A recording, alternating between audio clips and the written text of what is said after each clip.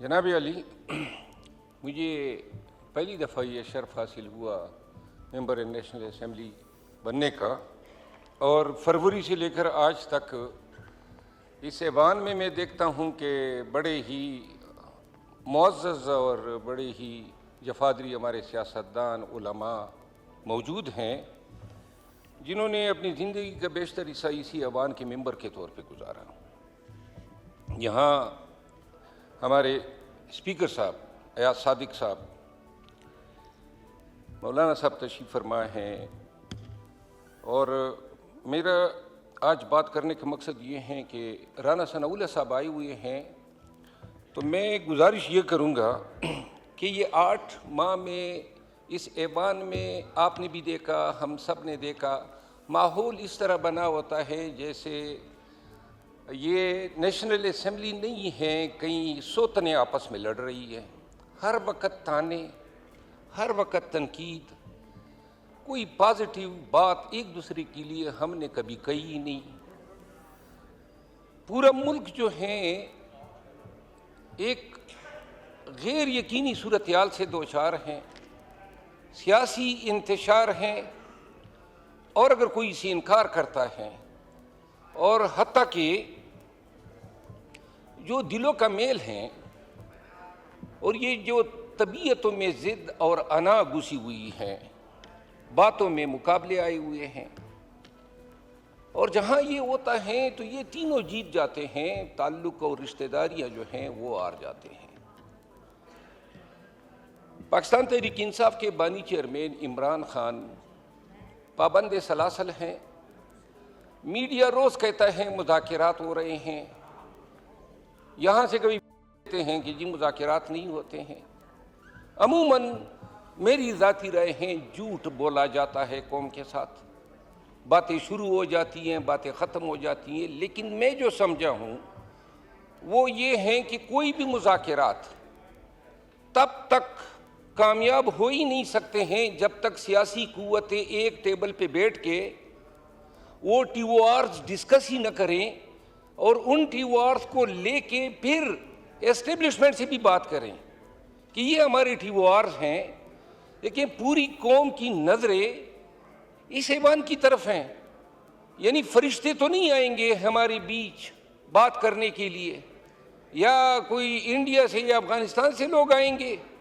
اتنے بڑے لوگ سیاسی، خواجہ آصف صاحب موجود ہیں اور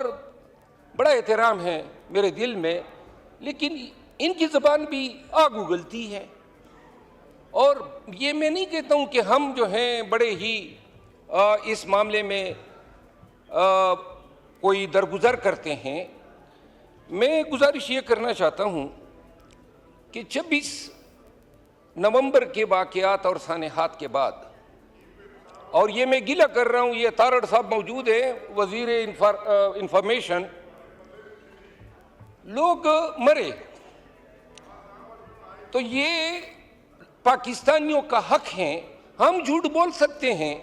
لیکن ریاست کے ایک ترجمان کے طور پہ جب آپ بات کریں گے اور اس میں کوئی آمیزش ہوگی،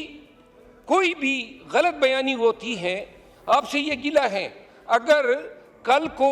یہ چیز اصولاً ایڈمٹ ہو جائے، اور اگر 26 نومبر کے واقعات ہو گئے، پاکستانی تھے مرے تھے، تو کیا بگڑ جاتا اگر کشادہ دلی سے کہہ دیتے کہ جی انا للہ و انا الیہ راجعون، اور یہ کہہ دیتے کہ پاکستانی ہیں ان کے لیے دعا کر لیتے ہیں۔ یہ کہاں کا حل ہے کہ آپ کہیں کہ جی ہم ان کے قتل سے انکاری ہے۔ جناب علی، زیادہ وقت نہیں لیتا ہوں، جناب محترم ایاز صادق صاحب موجود نہیں ہیں ابھی، رانا ثناء اللہ صاحب موجود ہیں، کیا ممکن ہے میرے نون کے دوستوں آپ کے لیے، اور محترم پیپل پارٹی کے جو ممبران اسمبلی موجود ہیں ایم کیو ایم کی بھی، کیا یہ ممکن نہیں ہے کہ ہم اس ایوان کی کوئی کمیٹی بنا دیں، بیٹھ جائیں، کیا غلطیاں ہیں، کیا ہمارے ٹی او آرز ہونے چاہیے، کیا ہماری فکر ہونی چاہیے، اور کیا یہ ہمارا فرض نہیں ہے کہ اس ملک کو اس غیر یقینی صورتحال سے نکالے؟